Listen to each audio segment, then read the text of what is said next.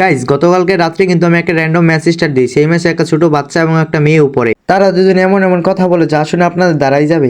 প্রথমবার কইছস তাই মাফ করে দিলাম। আরে না মানে শরীরের লোম। আচ্ছা যাই হোক গাইজ, আগে তাদের কথাগুলো শুনেন। ভাইয়া তোমার সবকিছু কত বড় বড় হয়েছে ভাইয়া, বিয়া করার উপযোগী হয়েছে। এই শালার পুত তোর কি মুসলমানি করাইছে? তা তো করাইছে এই শুরুতে, এখন শুধু বিয়াটা করানো বাকি। এই শালার পুত তুই কি চাকরি বাকরি কিছু করস? তুই যে বিয়া করতে ফালাইতেছস? চাকরি করা লাগবো না, আমার বাপের টাকাটি খাইব কেনা।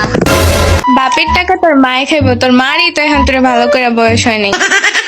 আমার মার বয়স হয় নাই তো কি হয়েছে, আমার তো বয়স হয়েছে। আমার বউ লাগবো, আমার আর এই কষ্টের জীবন ভালো লাগে না। আমার মার অনেক কষ্ট হয় কাম কাজ করতে। তোর বাপে কয় টাকা কামাইছে যে তুই বলস তোর বাপের অনেক টাকা? আমার বাপের বিল্ডিং আছে 3টা ঢাকা শহরে। ভালো করে তো বিল্ডিং এ কইতে পারস না, কেমন লেভেল লেভেল করে কথা কস। তাইলে অসুবিধা কি, টাকা তো আছে, এই ধর টাকাটা ঢাকায় দিই। গাইজ তোমাদের এটা কোন বন্ধুর ছোট ভাই হতে পারে তাকে মেনশন করতে কিন্তু ভুলবে না। গাইজ ভিডিওটি যদি ভালো লাগে থাকে তাহলে প্লিজ চ্যানেলটিকে সাবস্ক্রাইব করে দিও।